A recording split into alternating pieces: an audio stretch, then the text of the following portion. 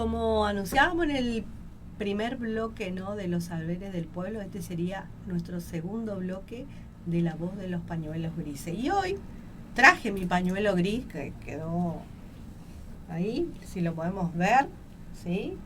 Bueno, ahí nos falta el logo todavía de nuestra asociación de defensa colectiva, que también está integrando lo que es Plataforma Mayor, que firmamos un convenio en el mes de junio, cuando estuvimos por Buenos Aires participando en una marcha, ¿no?, donde fue el debut de los pañuelos grises, ¿no? Así que hoy lo traje, les muestro a mis compañeros, ellos todavía no lo tienen, prontamente, bueno, vamos a mandar a hacer, ¿no? Se ríe Miguel. ¿Cómo está Miguel? Muy bien usted. Muy bien, y vos, Patricia. Vos, no sabe, está nervioso. Él le cuesta arrancar, pero después ya, ¿eh? ¿Cómo estás, Cintia? Muy bien, Patricia. ¿Todo bien? Sí. Bueno, me alegro entonces. Y hoy, 1 de agosto. ¿Tomaste la caña con ruda? No, yo no tomo la caña con ruda. ¿Vos tomaste la caña con ruda? Se compró en casa, pero me olvidé. ¿Y cómo se toma? Ve, Miguel, contá un poquito cómo se toma la caña con ruda. Según las tradiciones, son 3 traguitos en ayunas. 3 traguitos en ayunas. Ajá, traguitos, no tragos. No, traguitos, sí. Ah, Se mira. toma como referencia a la tapita. La tapita. Ajá. La tapita, sí. ¿Y cómo se prepara la caña con ruda? ¿Tienen idea ustedes? Por lo... ¿Idea? No, pero por lo que... No tienen idea, No. parece, no tienen idea. Bueno, el martes que viene vamos a ver si tenemos una invitada, Norma Catalano, ¿no?, que tiene todo un desarrollo, ¿no?, de esta tradición, ¿no?, porque es una tradición, ¿sí? Una tradición que se va, como dice, trasladando, o sea, pasándose de generación en generación. Algunos podrán compartir, otros no comparten, ¿no? Pero es una tradición que se viene dando para, dice, ahuyentar las enfermedades, ¿no? Para eso es. Así como Caraí Octubre, ¿no? Hacemos el Yopará, ¿viste? Como para decir, espantamos la miseria. En esto es para espantar las enfermedades, ¿no? Principalmente, viste que mucho, no sé, gripe y todas esas cuestiones que nuestro clima hoy, donde mirá, nomás te da vuelta uno tosiendo, estornudando, viste, y me parece que nos estamos olvidando de esas reglas básicas de toser acá, o estornudar, viste, que ¡chu! ¿Viste? Dijo mi mamá, están esparciendo los virus. Así que hay que también recordar aquellos otros tiempos y mantener la distancia cuando estás engripado, no compartir el mate y esas cuestiones, ¿no? Que así también hace efecto lo que es la caña con ruda. Bueno, yo no conozco la preparación tradicional. Cuando yo conocí ya venía la botellita con la ruda. vos sos la que va y compra nomás. Claro, la que va y compra nomás, ¿viste? Le decís, che, una torta casera. No, yo voy y compro nomás, también compra. Bueno, así que, bueno, vamos anticipando que la semana que viene, por una cuestión de agenda, hoy no pudo estar Norma, pero tenemos otra invitada también muy interesante. Estuve leyendo sus trabajos y bueno, la vamos, no sé, estamos ya en conexión, parece, me están haciendo señas. Yo, viste que soy medio aficionada a esto. Ahí estamos. Le damos entrada a nuestra invitada de hoy. La verdad que muy interesante. Y seguimos la línea, ¿no?, de nosotros, de nuestro programa de concientización, promoción, difusión, protección de los derechos de las personas mayores. Personalmente no la conozco. Así que la vamos a estar conociendo acá con el equipo y la audiencia. Buen día.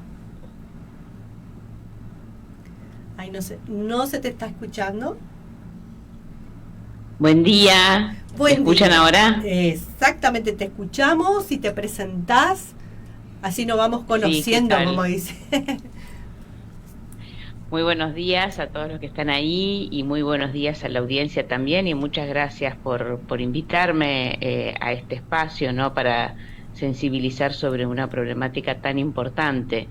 Yo soy Alejandra Vázquez, soy psicóloga, me especialicé en violencia y trabajo, ¿no?, en diferentes ámbitos, en el ámbito público y privado, en la problemática y en el abordaje de la problemática de la violencia hacia las personas mayores.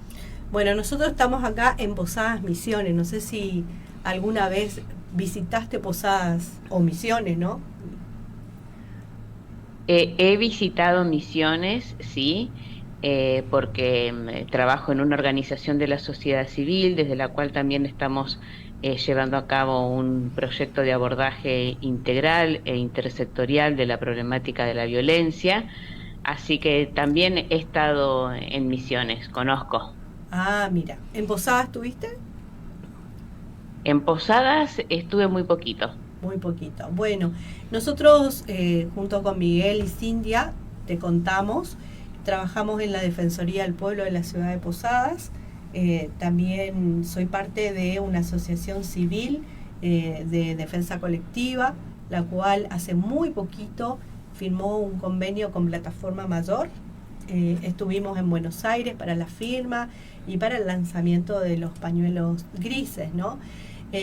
Nosotros básicamente... Sí, una iniciativa muy importante. Muy importante. La verdad que poder haberla conocido a Isabel Lorenzevich, quien nos hizo contacto contigo, nos abrió, digamos, un poco el panorama hacia la Argentina y hacia Latinoamérica, ¿no? Y nosotros, nuestro trabajo diario es esto, de la defensa de los derechos de las personas mayores, e intervenimos obviamente en muchos casos denunciados en la Defensoría del Pueblo con respecto al maltrato, ¿no?, y el abuso hacia las personas mayores. Y en este caminar lo que nosotros buscamos son referentes, así como vos, que nos pueda contar, hablar no solamente del trabajo, sino también visibilizar actos, ¿no?, de violencia que muchas veces naturalizamos la sociedad. Totalmente. Sí, muchas veces se naturalizan porque en realidad cuando hablamos de violencias hacia las personas mayores hacemos referencias a conductas, ¿no?, diferentes conductas, actos de abuso de poder, ¿no?, donde hay un desequilibrio de poder. Por eso decimos que se presentan en el contexto de una relación asimétrica, ¿no?, de un vínculo de desigualdad, que es totalmente diferente a un conflicto interpersonal, ¿no?, donde existe alguien que está acá arriba sobre alguien que está acá abajo, y estos roles son siempre fijos, ¿no?, y que se puede manifestar en diferentes contextos. En el ámbito intrafamiliar, que tal vez es del que más se habla, ¿no?, en el ámbito intrafamiliar, pero también se puede presentar en las instituciones, que incluye a cualquier institución pública o privada que obstaculice o vulnere el ejercicio de las personas mayores, desde la violencia que se puede presentar cuando una persona concurre a una institución y es discriminada, maltratada, la que le pasa cuando va a un banco y la exponen a una larga fila si tiene un problema de movilidad, hasta la violencia que se puede presentar en una residencia de larga estadía a través de diferentes formas, en un hospital, en un consultorio médico. Pero también hay otras violencias que son las que han estado siempre más invisibilizadas, ¿no?, que son estas que tienen que ver con el ámbito social.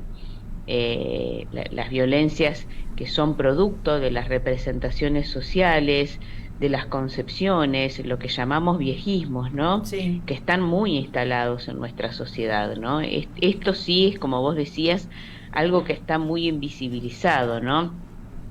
Todas estas concepciones, estas representaciones negativas acerca de las vejeces, que la asocian con concepciones como la enfermedad, la decrepitud, la pasividad, la inutilidad, ¿no? Y en realidad, para que exista violencia, en principio tiene que haber discriminación. O sea, la discriminación está en la base de todo ejercicio de violencia hacia las personas mayores. Buen ¿no? punto, sí. Vos tocaste por ahí un tema, volviendo un poquito para atrás, antes de entrar a por ahí lo intrafamiliar. Queremos contarte que nosotros estamos haciendo un trabajo de, digamos, de concientización primero hacia las personas mayores, porque muchas veces dice, bueno, me aguanto yendo al banco y que me tengan ahí esperando 2 o 3 y hasta 4 horas, ¿no? Para hacer un trámite. Y por el otro lado, también concientizando a los bancos que tienen que tomar medidas de preferencia hacia las personas mayores, ¿no? Hay otros grupos, pero nosotros, digamos, el equipo, que nosotros trabajamos bajo un programa que se llama el Observatorio para la Protección, Difusión y Promoción de los Derechos de las Personas Mayores. Así que estamos embarcados en este tiempo, poder el defensor, ¿no?, reunir todas las pruebas junto con el equipo jurídico y enviar recomendaciones en primer término a los bancos que tengan acá digamos, sucursales y al Banco Central de la República Argentina, ¿no? Nos han llegado muchos casos, ¿no? Y es más, algunos lo hemos citado porque vimos en las redes sociales, ¿no?, las denuncias por redes sociales, pero nunca se han acercado a la Defensoría del Pueblo. Así que estamos enmarcados en ese proyecto que se da, y hablando con Isabel, que ella nos estuvo visitando también el 23 de junio, que saltó este tema, digamos, en esta reunión donde dice ella, bueno, en todo el mundo, digamos, es algo transversal, ¿no?, de las personas mayores, con la situación en los bancos, el acceso a la tecnología, y como vos decís, la base de todo es la discriminación, ¿sí? Es la discriminación. Así que Tal bueno, cual, sí. Sí, más si tenemos esta concepción que la problemática de la violencia hacia las personas mayores es una problemática social y es multidimensional, ¿no? No existe una única causa, no hablamos de relaciones causa-efecto, sino que son múltiples los determinantes, por eso hablamos de factores de riesgo, y entre ellos, ¿no?, los factores más macro, estas representaciones sociales, los viejismos que asocian la vejez con concepciones negativas, forman parte, ¿no?, de los factores de riesgo para el ejercicio de las violencias. Y esto que vos decías, Patricia, es fundamental, porque la educación, la sensibilización, no solamente a las personas mayores, para que conozcan sus derechos, para que no se queden callados, para que no adopten, ¿no?, esta actitud de frente a esto no puedo hacer nada. También es muy importante sensibilizar, capacitar a funcionarios, a profesionales, a personas, ¿no?, que se encuentran atendiendo en los ámbitos administrativos o ámbitos públicos o en comercios a personas mayores, para evitar que estas violencias se sigan perpetuando, ¿no es cierto? Digamos que el golpe es la certeza en el cuerpo de algo que primero se ha instalado en la subjetividad de las personas, ¿no? En estos prejuicios que muchas veces las personas mismas mayores terminan diciendo, bueno, yo ya soy una persona vieja, ya soy una inútil, ya no sirvo para nada, soy una carga para los demás, ¿no? Y esto hace que muchas veces también desconozcan sus derechos, que ante ciertas vulneraciones de derechos, sobre todo en el ámbito público, en las instituciones, se crean que no pueden hacer nada frente a esta situación. exactamente. Entonces es importante, ¿no?, que puedan hacer valer estos derechos que, tal como vos decías, están contenidos en una Convención Interamericana de Protección de los Derechos a las Personas Mayores. Y la verdad que nuestro país adquirió jerarquía constitucional, ¿no?, el año pasado, y esto implicó una diferencia muy importante en cuanto a la consideración que se da a las personas mayores como sujetos y sujetas de derechos, ¿no? Exactamente. Bueno, ahora pasando al ámbito más privado, ¿no? de las personas, muchas veces creemos que el abuso o el maltrato es gritarle o pegarle a una persona, ¿no? Y hemos aprendido acá con el equipo que también el silencio, ¿no? Ignorar a una persona, estar hablando, a ver, nosotros que estemos hablando acá con Miguel y como que Cintia no esté presente, que muchas veces lo hacemos en el ámbito familiar, también es un maltrato, ¿no? Sí, hay diferentes tipos de violencias, como bien vos decías, estas formas, ¿no?, que se pueden presentar en el ámbito intrafamiliar o en las instituciones también, ¿no? No Sí. solamente incluye el maltrato físico, que por otra parte muchas veces está muy naturalizado en las personas mayores porque por ahí crecieron en contextos familiares donde estaba avalado el castigo físico en aquel momento para controlar la conducta de niños y niñas, ¿no? Entonces a veces piensan que un empujón, un tirón de cabello no es violencia, ¿no? Y dicen, no, no me pegó, solo me empujó o solo me tiró el cabello. Sí. Pero hay otros tipos de violencias, como la violencia psicológica, la violencia emocional, que genera graves efectos en la salud, ¿no? Porque si algo tenemos que incorporar es que la violencia es una grave problemática de salud física que genera consecuencias en la salud física y en la salud emocional. Quise decir que es una grave problemática de salud pública, ¿no? Y que genera consecuencias en la salud física y emocional de las personas. Y el escuchar, ¿no?, permanentemente, cuándo te vas a morir, sos una porquería, no servís para nada, sos una carga para mí, solo me traes problemas, ¿no? La desvalorización, la descalificación a las personas mayores, ridiculizarlas por alguna Sí. problemática de salud, amenazarlas, hostigarlas, incluso la amenaza de institucionalización. Esto de mira que si contás algo que te pasa, te llevo a una residencia contra su voluntad, ¿no? Cuando en realidad la ley es muy clara en cuanto a esto, y esto representa un delito, ¿no?, que es la privación ilegítima de la libertad.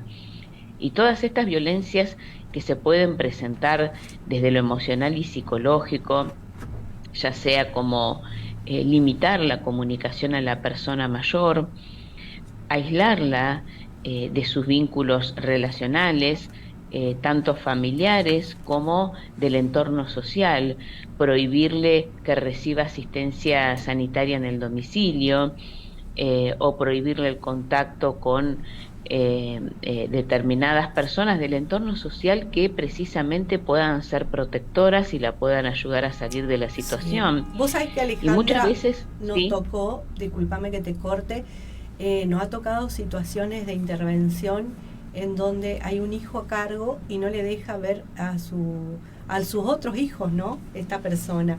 Y nos ha tocado intervenir y bueno, ahí digamos, es por ahí el primer indicio de que también existe otro tipo de maltrato, y ya por ahí caemos en que, claro, esa persona lo que hace es hacer uso y abuso de la jubilación o de la pensión de la persona, ¿no?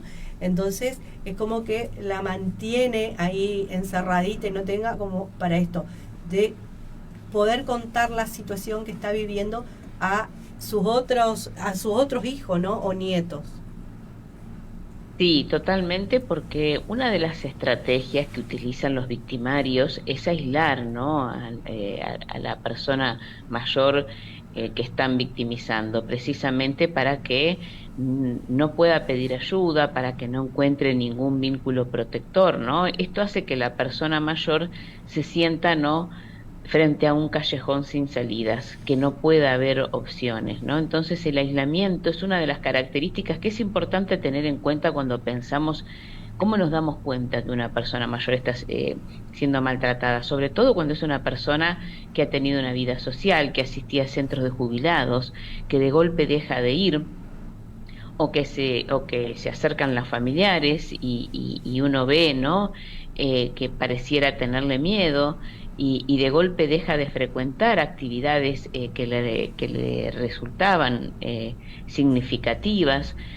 Y esto también es muy importante, ¿no? Porque hay que conocer cuáles son estos indicadores, porque no siempre las personas mayores van a contar lo que les pasa.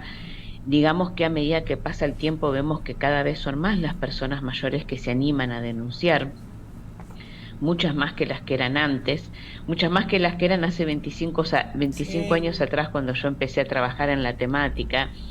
Pero hay otras violencias que están naturalizadas, ¿no? Esto pasa mucho, la naturalización. Entonces, por ahí hay otro tipo de violencias, ¿no? En donde los hijos, los familiares, no le permiten salir a la calle, ¿no? Bajo esta concepción de te podés caer, te puede pasar algo. Y el abuso económico, que también pueden existir otro tipo de acciones. A veces esto de no permitirle administrar sus recursos económicos, su jubilación, su pensión, solo porque piensan que a su edad no lo pueden hacer, que no tienen capacidad para hacerlo, aunque no abusen de ese dinero. Y eso está más vinculado a las violencias simbólicas, ¿no? Estas concepciones, claro. porque sos mayor, esto no lo podés hacer. Y otra cosa es la apropiación ilegítima de los recursos económicos, que lo que más se presenta es el de la jubilación y pensión, en forma, digamos, coactiva, o hacerle firmar documentos cediendo derechos sobre propiedades. Y a veces también las crisis socioeconómicas que han hecho que muchos hijos de mediana edad vayan a vivir a la casa Sí, generalmente la madre, digo, porque hay que tener en cuenta que cuando hablamos de violencia hacia las personas mayores, es una problemática basada en género, donde alrededor del sí, 75% de las víctimas son mujeres. Y muchas veces hijos de mediana edad, separados también en un contexto donde también ejercieron violencia con su cónyuge, sus hijos, son excluidos por la justicia, ¿no? La exclusión del hogar, que es una medida cautelar, y se instalan en la casa de la madre, que está sí. viuda, que vive sola, que tiene su propiedad, jubilación y pensión, ¿no? Y también se presenta mucho que estos hijos con un alto consumo problemático de alcohol y drogas, que si bien no es la causa de la violencia, sino que la agrava, ¿no? La Claro. agrava porque el consumo problemático hace que pierdan su trabajo, que no tengan dinero, y ahí empieza el abuso económico y el abuso psicológico y el obligarlas a que le den dinero. Y esta situación se va agravando a punto de encontrarse en una situación de altísimo riesgo, ¿no? Exactamente. Y también, Sí. sí, No, te escucho. por ahí pensaba, ¿no? Cuando se habla de violencia de género, siempre lo simbolizamos, ¿no? O decíamos, un spot, un folleto que nos llega, siempre la imagen es de una mujer joven, ¿no? Y en las estadísticas mismo, siempre por delante, las estadísticas en diferentes edades y llegan hasta cierta edad y ponen y más, ¿viste? Como que y más. Y no se toma conciencia, como vos decís, que hay un alto porcentaje de mujeres mayores de 60 años que están sufriendo violencia de género. Obviamente esa mujer que lo sufrió de joven, y es muy probable que siendo persona mayor el victimario por ahí cambie, no es su pareja, sino que son sus hijos ahora, ¿no? Sí, esto que vos decís es fundamental, ¿no? Cómo se piensa cuando hablamos de violencia basadas en género en las mujeres menores de 60 años. Sin embargo, lo que vamos a ver que las estadísticas dicen que el primer caso, el primer lugar en el caso de victimarios lo ocupan los hijos, generalmente hijos varones, en muchísimo mayor porcentaje que mujeres. Hijos varones de mediana edad, como te decía, con mucho consumo problemático de alcohol y drogas, y el segundo lugar lo ocupa el cónyuge o pareja de la mujer mayor.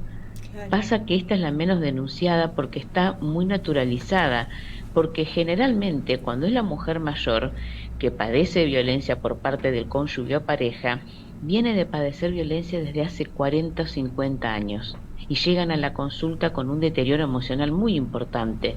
¿Por qué? Porque tienen una fuerte adhesión a los estereotipos tradicionales de género, en esto de me casé para toda la vida, tengo que seguir a mi marido, si lo aguanté hasta ahora, no lo puedo dejar. Y a veces los hijos también, que no ayudan, ¿no? En Sí. esto de pensar, no, ¿cómo lo va a dejar ahora? ¿Y cómo lo van a excluir a mi padre de la casa? Y yo me voy a tener que hacer cargo que soy el hijo. Y vienen con un deterioro emocional muy importante. Y es fundamental trabajar con estas mujeres que cuando uno les pregunta cuándo empezó la violencia, generalmente identifican el primer episodio de violencia física, pero cuando uno indaga más en este vínculo, ya nos cuentan situaciones donde nunca pudieron tomar decisiones, ni siquiera de poder elegir los muebles de la casa, donde siempre estuvieron sometidas a la voluntad del cónyuge, de la pareja, donde no han podido administrar la economía de la casa, no han podido elegir en qué gastar el dinero, y estas situaciones se han naturalizado. Me ha pasado entrevistar a una mujer de 83 años que me diga, recién a esta edad me di cuenta que fui maltratada ya desde el noviazgo, ¿no? Claro, claro. Donde nunca pude tomar decisiones. Entonces, el haber vivido siempre de esta manera hace que se vaya naturalizando, porque también vivimos en una sociedad patriarcal, donde el poder siempre le ha sido conferido a los varones. Y yo siempre digo que si bien existen avances, por supuesto, a través de los movimientos feministas, luchando por los derechos de las mujeres, digamos que aún hoy día hay que problematizar mucho estas concepciones patriarcales que existen en la sociedad, que también muchas veces se anudan a las prácticas profesionales y terminan revictimizando, ¿no?, a las personas mayores cuando recurren a una institución en busca de ayuda. Estas son violencias que están muy instaladas, que están naturalizadas, donde hay que trabajar mucho con las mujeres mayores para que las puedan modificar. Muchas veces no va a surgir la decisión de hacer una denuncia, de pedir ayuda, de terminar con el vínculo violento, sino que requiere de un trabajo psicológico, social, para que esta persona pueda empoderarse y puedan empezar a tomar decisiones. Y además que tenemos que tener en cuenta, ¿no?, que en estos casos suele haber un riesgo de femicidio muy alto. Sí. En el año 2021 hubo 231 femicidios directos, de los cuales 32 fueron mujeres mayores de 60 años. Y desde el contexto de la pandemia a esta parte se han incrementado los femicidios a mujeres mayores. Sin embargo, vamos a ver que esto es algo que no se visibiliza mucho en los medios. Por eso me parece tan importante estos programas donde visibilizan las violencias hacia las personas mayores en todas sus formas y modalidades. Exactamente. Sí, nosotros, digamos, siempre apuntamos a estas prácticas, ¿no? Como dice, machacar, machacar, machacar, ¿no? Hablar, decir, corregir. Muchas veces aparecemos hasta antipáticos, ¿no? Cuando tenemos que corregir a un funcionario o a las mismas personas mayores que cuando hablan de abuelito o abuelita, ¿viste? Pero para nosotros Sí. las palabras son muy importantes, ¿no? Las palabras, como dice, las palabras tienen poder, así como en el mes de agosto, muchos dicen el Día del Niño, y las personas que trabajan con los niños y niñas dicen, no, es el mes de la infancia. Nosotros también el concepto de personas mayores lo venimos trabajando constantemente, ¿no?, en los diferentes ámbitos que nos tocan de intervención y en los diferentes proyectos del Defensor del Pueblo cuando los presenta ante el Consejo Deliberante, ¿no? Porque a veces los mismos legisladores, ¿no? No saben, a ver, vamos a hablar en criollo, no saben dónde están parados, ¿no? Y siempre le decimos, hay una convención. La convención es muy rica y parte de esto, de la vida digna, de la autonomía y la independencia, ¿no? Que hay muchas generaciones, como vos decís, y me pasa por ahí charlando con mi mamá, ¿no? Dice, che, pero ahora la gente se separa nomás, ¿viste? Y le digo, bueno, entras en conversación de por qué, bueno, mamá, hoy no es que no se aguanta, sino hay cuestiones de las relaciones que por ahí no tienen los fundamentos que lo tenían antes, ¿no? Y como vos decís, que digo, qué feo, ¿no? Darte cuenta a los 83 años que viviste toda tu vida, digamos, sometida a las decisiones de otras personas, ¿no? Entonces yo a veces digo, hasta la elección de qué vas a comer todos los días o qué vas a tomar todos los días es importante, ¿no? Porque muchas veces queremos facilitarle, como dice, la vida al otro, entonces ya le serví la comida toda cortadita más o menos, ¿no? Y quizá la persona mayor quiere, y me pasa con mi mamá, que vos le ves que está luchando ella para cortar la carne y eso, y le voy a decir, che mamá, ¿querés que te ayude? No, yo quiero cortar mi carne. Y muchas veces hasta lo más simple, lo de la vida cotidiana, no dejamos que la persona mayor tome sus decisiones. Sí, Patricia, realmente eso es importantísimo, porque esto está vinculado a las violencias que llamamos simbólicas, ¿no? Que tienen que ver con un concepto que ha trabajado mucho Bourdieu, que es la imposición social de sentidos, ¿no? Es decir, que determinados significados acerca de las personas se establecen desde lo social como legítimos y representativos de la realidad, prescribiendo cómo se debe ser, cómo se debe actuar, cómo se debe pensar. O sea que cuando decimos las personas mayores son todas como niños, las personas mayores son todas pasivas, requieren asistencia, ¿no? Se está ejerciendo violencia simbólica. Por eso es tan importante el poder educar, el poder sensibilizar, porque muchas veces quienes trabajan, lo vemos en muchos municipios, quienes trabajan con esta problemática, también tienen estas concepciones pero muy instaladas, y que eso también va a generar efectos negativos en las prácticas profesionales. Es lo que llamamos la revictimización.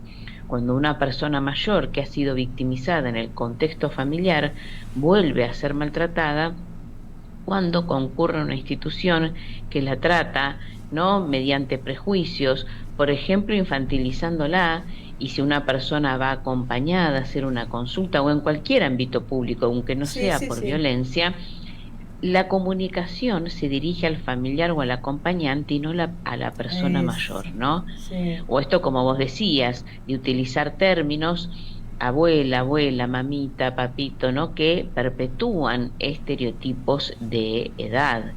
Y esto aparece muy a menudo, ¿no? El pensar que las personas mayores ya no pueden ocupar determinados espacios, y que también uno escucha permanentemente hablar de los derechos de las personas mayores. Sin embargo, ¿no?, a la hora de trabajar en esto, nunca se tienen en cuenta las voces de las personas mayores.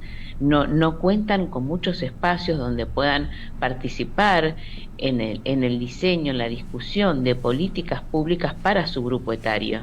Tenemos que recuperar las voces de los mayores, porque nadie más que ellos, ¿no?, y ellas pueden decir cuáles son realmente sus prioridades, qué es lo que necesitan, qué es lo que les pasa en la vida cotidiana, cómo padecen estas violencias. Muchas veces a través, en el transporte público también, que dicen, el colectivo no me para en la vereda, o personas con problemas de movilidad, ¿no?, donde ven que hay tantas barreras arquitectónicas en las mismas instituciones también. Y esto de pensar que las personas mayores ya perdieron la capacidad para aprender, esto también no forma parte de los prejuicios, cuando sabemos que en el contexto de la pandemia, incluso cuántas personas mayores han usado las tecnologías de información y comunicación para poder seguir comunicadas, y cómo se han biologizado las vejeces en el contexto de la pandemia, ¿no? Han aparecido muchos viejismos en esto de pensar que eran las personas más débiles, las más frágiles. Una vez me hicieron una nota, me acuerdo, en un medio gráfico, y me decían, porque las más afectadas son las personas mayores, son las más frágiles, y les dije que no, que al contrario, las personas mayores, por sus largas trayectorias de vida, cuentan muchas veces con más recursos emocionales para afrontar situaciones, porque han pasado incluso por guerras, por duelos, muchos más que otras personas de otros grupos etarios, y esto les ha servido, ¿no?, para adquirir estrategias de afrontamiento ante situaciones críticas. Entonces, muchas veces esto es algo que está muy instalado en la sociedad, ¿no? Y como te decía, la violencia hacia las personas mayores es una problemática social y multideterminada por factores socioculturales, institucionales, familiares. Por lo tanto, las acciones para poder erradicarla tienen que ir dirigidas hacia todos los factores de riesgo. Si queremos ver verdaderas transformaciones, tienen que ir dirigidas a sensibilizar sobre estos prejuicios, estereotipos, ¿no?, que se encuentran en las raíces del problema de la violencia. Se tiene que capacitar a funcionarios, a equipos técnicos que trabajan en la problemática, porque muchas veces vemos también a veces resoluciones judiciales que revictimizan, ¿no? Cuando una mujer mayor, por ejemplo, va a denunciar violencia y se pide, ¿no?, desde la justicia que se la evalúe en los términos de la ley de salud mental, ¿no? Como poniendo en tela de juicio o como desconfiando, ¿no? Es lo primero que se antepone, ¿no? Sí, se tiende a desconfiar, y a mí me ha pasado que yo capacito la policía en varias localidades de Argentina, y estar en alguna localidad en donde me digan que cuando una persona mayor va a denunciar violencia, le hacen preguntas sobre en qué día es, a ver si está orientada en tiempo y espacio, y me decían, porque tenemos que saber si están sus cabales para hacer una denuncia. Y yo le decía, ¿y estas preguntas las haces a una persona de otra edad? No. Y yo le digo, bueno, eso es revictimizarla, porque en realidad ni yo, siendo psicóloga, puedo determinar en el contexto de una denuncia de una persona si está bien, digamos, psicológicamente. ¿Por qué? Porque la violencia provoca efectos en la salud, ¿no? Y una de ellas tiene que ver con el síndrome de estrés postraumático, que provoca una fragmentación en el discurso, que genera un déficit cognitivo, que en el momento cuando está contando la situación va a tener un discurso fragmentado, donde va a perder el hilo de la conversación, ¿no? Porque el estrés postraumático es un conjunto de síntomas que viven las personas que han visto en peligro su vida o la de otros, ¿no? Y esto hace que se lo confunda con una demencia únicamente por el hecho de ser una persona mayor. Entonces, hay que capacitar mucho.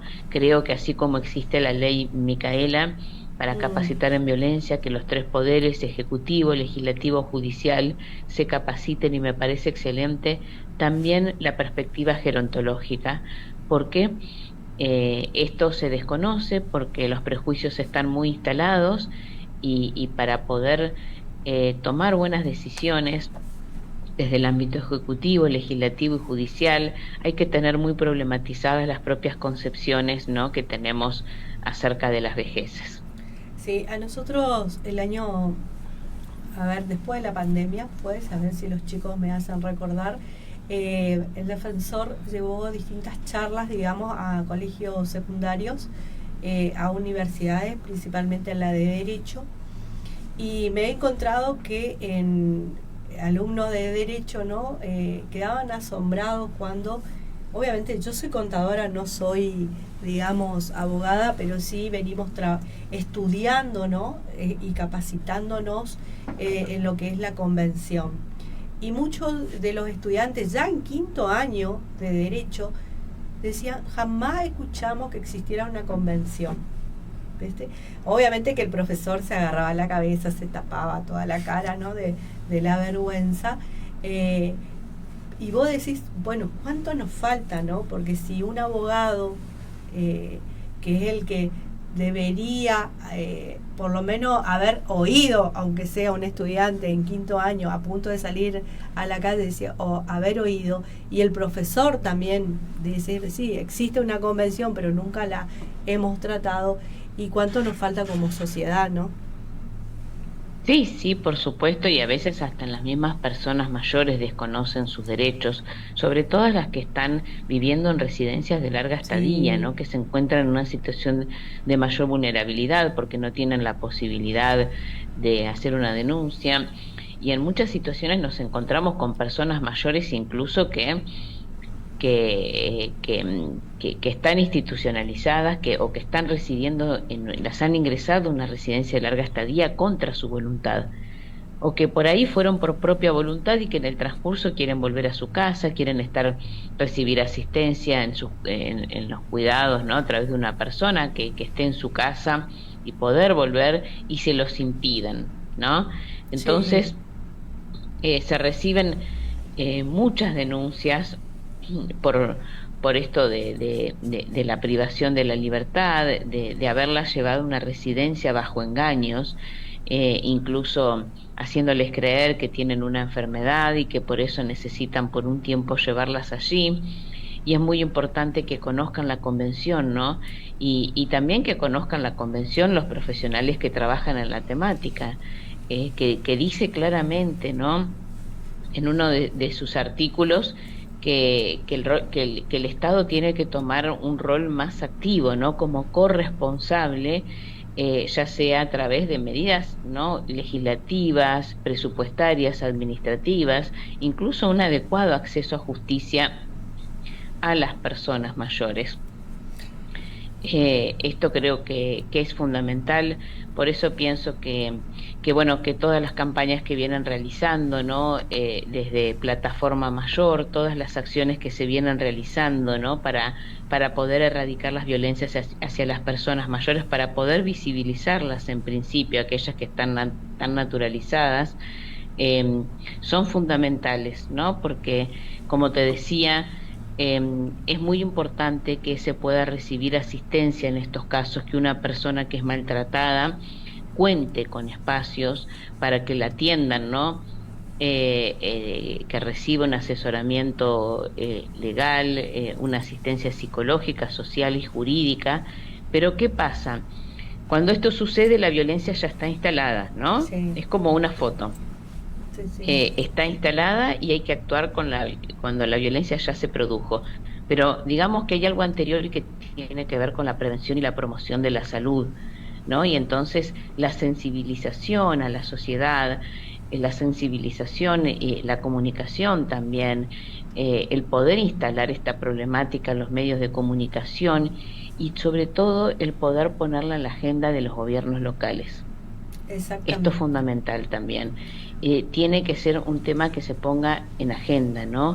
Y esto sí hace que a los funcionarios les genere interés, ¿no? En poder hacer algo, ¿no? Entender que estas situaciones de violencia se presentan en un contexto de envejecimiento poblacional donde cada vez las personas mayores son más. Argentina es uno de los países más envejecidos de América Latina, donde las personas también viven más años y es necesario, ¿no? Pensar políticas públicas, porque digamos que esto también, ¿no? Teniendo en cuenta algunas características de los países, puede propiciar situaciones de violencia hacia personas mayores. Yo en este momento trabajo en una asociación civil que se llama Surcos, ¿no? Que desde la cual hacemos salud comunitaria.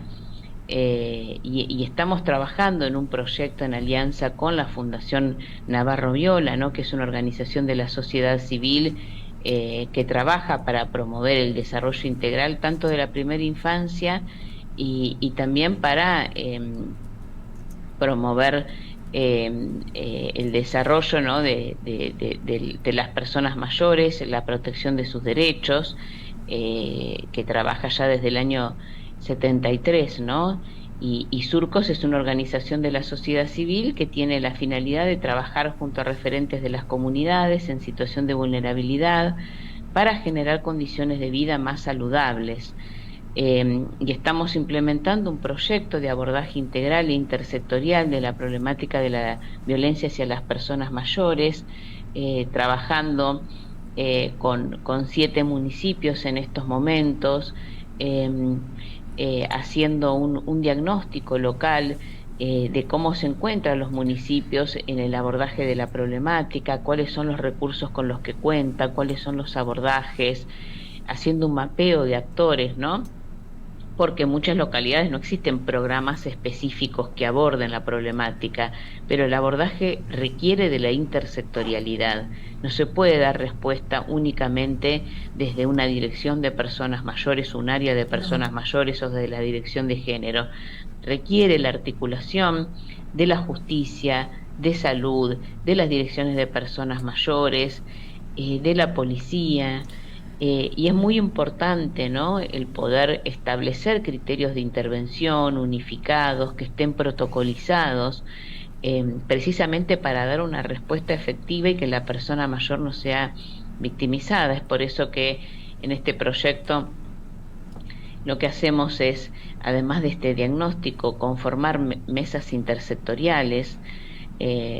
Por ejemplo, en provincia de Buenos Aires por ley tiene que existir una mesa local intersectorial de abordaje a las violencias, donde muchísimas veces no se incluye la problemática de la violencia a las personas mayores, porque, como te decía, no se le incluye como una violencia basada en género. Y también por la ley 26.485, ¿no? Que en uno de sus artículos, la ley nacional, ¿no? Para prevenir, sancionar y erradicar la violencia contra las mujeres, hace referencia a la importancia del trabajo en red, del trabajo intersectorial. Entonces, conformar una mesa con los diferentes actores que tienen la responsabilidad en su abordaje y en dar respuesta es fundamental para lograr la corresponsabilidad, ¿no? Entre el Estado, las organizaciones de la sociedad civil, que acordar criterios de intervención para que las respuestas no sean fragmentadas ni desarticuladas, y para evitar la revictimización de las personas mayores. Y por otra parte también haciendo protocolos de intervención, ¿no? Donde se puedan plasmar, ¿no? Cuáles son los diferentes circuitos de intervención, cuáles son los criterios para valorar el riesgo, ¿no? Y de esta manera también se evita, ¿no? que desde las instituciones no se brinde una respuesta adecuada o se la revictimice a la persona mayor, como te manifestaba, ¿no? Sí, bueno, en ese sentido te cuento que en la Defensoría del Pueblo hemos logrado esta mesa, digamos, de trabajo en red en lo que es la ciudad de Posadas, ¿no? Donde están los distintos organismos de los 3 niveles trabajando, y también con asociaciones de personas mayores, ¿no? Como bien decís, hemos intervenido en un sinnúmero de pedidos de intervención, ya sea en geriátricos y también en casos particulares. Y como decía, muchas veces conocíamos el caso porque lo visibilizan o lo publican en las redes sociales, ¿no? O sale tapa de noticia, ¿no? El geriátrico donde abandonaron a las personas, ¿sí? Y como vos decís, a ver, si vamos a actuar individualmente, y bueno, por un lado iría salud, por el otro lado iría la municipalidad, por el otro lado iríamos nosotros, ¿no? Y lo que hacíamos son un abordaje integral, ¿sí? Sabemos que también, o sea, si hay un caso en un geriátrico y no podemos ir, digamos, las instituciones, no sé, 10 personas diferentes, ¿no? Entrando y muchas veces sabemos que la vida continúa dentro del geriátrico, es invadir también, ¿no? Entonces, bueno, nos poníamos de acuerdo, de decir, bueno, a ver, ¿cómo vamos a hacer la visita? ¿Qué vas a pedir vos? ¿Qué va a pedir el otro? Entremos sin, digamos, haciendo tanto ruido, como dice, ¿no? Porque quizás la denuncia venía por un caso de una persona mayor, que quizás, bueno, la denuncia venía por la familia, en el cual también la familia, ahí también la sentamos en la mesa y decía, bueno, a ver, ¿cuál era tu rutina de ir y verla a esa persona? Porque muchas veces hacen la denuncia ya cuando la persona falleció, ¿no? Y ahí ese es el disparador, y donde vemos la primera característica, que ese geriátrico no está habilitado, donde no se siguen, digamos, lo que establece la ley, ¿no? En todo lo que es salud, el cuidado, no son profesionales los que están trabajando, simplemente son personas que, no sé, buscaban un trabajo y bueno, lo encontraron ahí, ¿no? En un geriátrico. Así que bueno, hemos logrado poder conformar una mesa, y hemos intervenido muchísimo en red, ¿no? Como dice, ir todos juntos, ¿sí?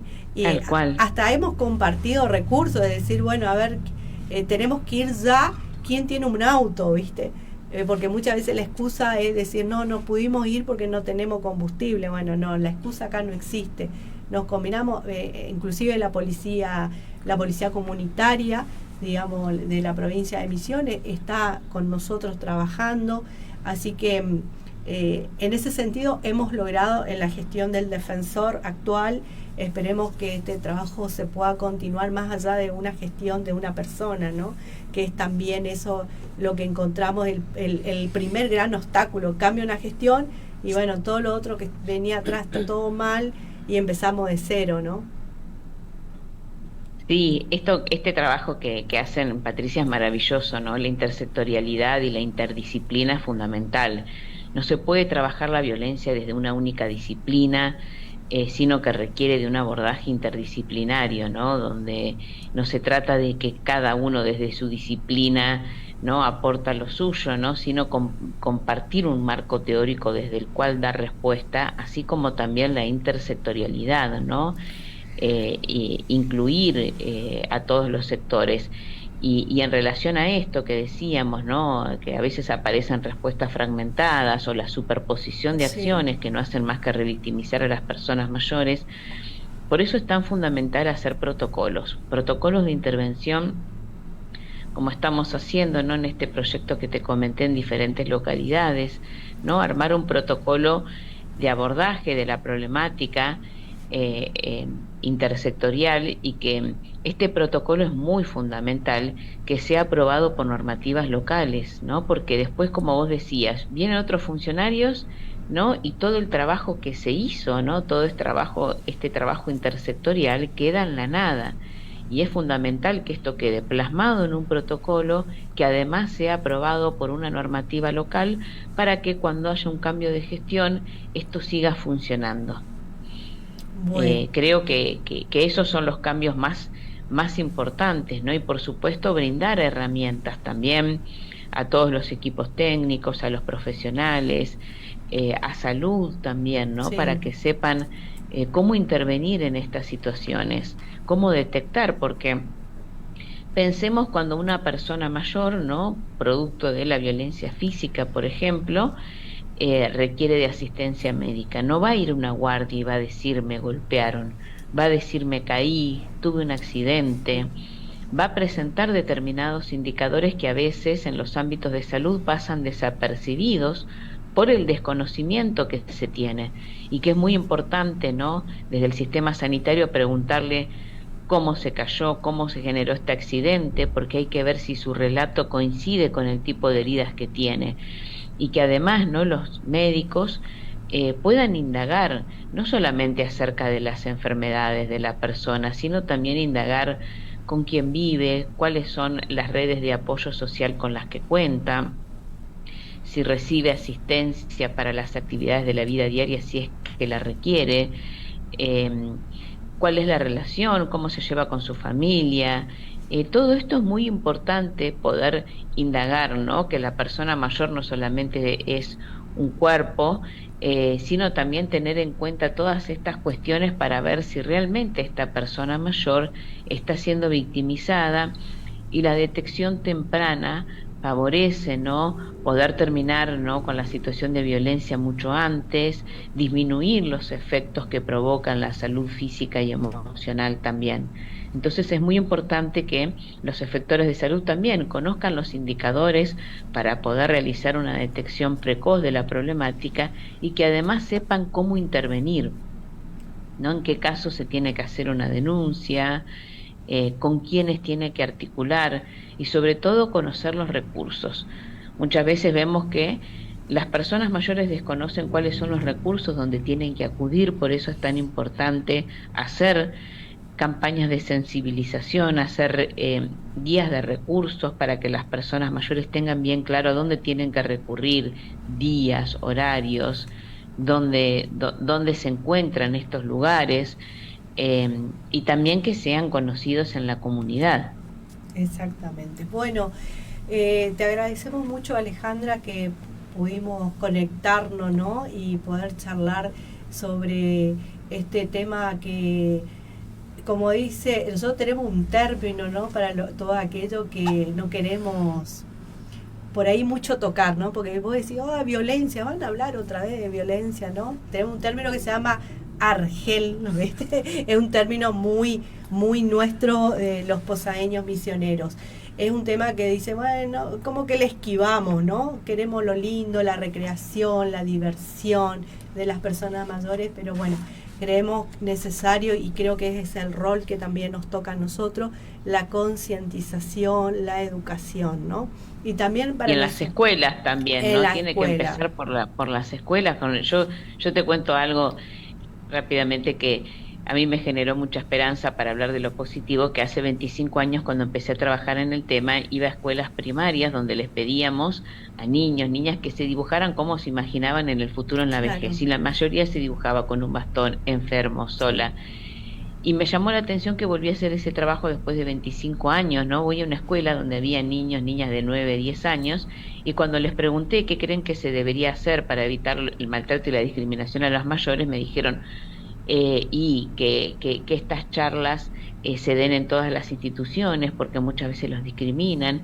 Un niño levantó la mano y dijo que los jubilados ganan más porque es un derecho, y se dibujaban haciendo deportes, haciendo proyectos, cumpliendo sueños como realizar viajes en compañía de amistades, y pensé, bueno, qué cambio, ¿no? De 25 años de haber hecho este trabajo, eso me generó mucha esperanza porque dije, quizás estos niños, niñas, el día de mañana van a legislar desde otra mentalidad, ¿no? Ya desde otras concepciones de lo que significa ser mayor.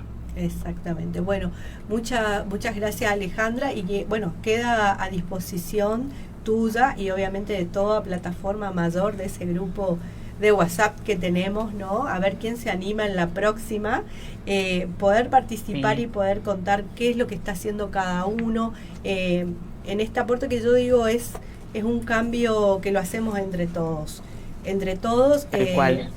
digamos, no solamente en diferentes puntos del país, sino de diferentes edades, como vos lo dijiste. Sí, es una excelente iniciativa la de Plataforma Mayor, que viene cada vez sumando más personas a esta red, desde la cual realizan diferentes actividades, acciones tendientes a sensibilizar la problemática, a difundir los derechos de las personas mayores. Así que todos los que pertenecemos a otras organizaciones y que estamos trabajando en diferentes ámbitos, adherimos, ¿no?, a esta campaña tan importante y al trabajo que viene llevando a cabo Plataforma Mayor. Bueno, y bien arriba los pañuelos grises. Arriba los pañuelos grises, tal cual. Bueno, gracias, Alejandra. Gracias a ustedes por la invitación. Que tengan muy buenos días. Buena jornada. Bueno, ¿qué les pareció, chicos? Muy interesante. Muy interesante, ¿sí? Bueno, la verdad que sí. La verdad que siempre es bueno poder conversar con personas que están trabajando, ¿no? En diferentes aspectos en lo que son las personas mayores. Así que bueno, vamos a seguir, digamos, con esta gimnasia de poder conectarnos. Hoy es tan simple, ¿no? Tecnológicamente poder acercarnos. Totalmente, de una punta a la otra, con especialistas que están entendidos del tema y te transmiten mucho conocimiento también. Sí, exactamente. Y hay un punto que por ahí, y con esto vamos cerrando, en nuestras distintas visitas y relevamientos, hay un papelito que vamos a tener que dejar constancia a nuestras visitas, que es el consentimiento. Qué importante el consentimiento, que tiene que ser por escrito. Vamos a leer bien cómo tiene que ser, porque hay una forma, digamos, en salud que exige este requisito del consentimiento de la persona mayor para estar en un geriátrico. Sí, exactamente. Así que bueno, buena jornada, chicos, y nos volvemos a encontrar el próximo martes.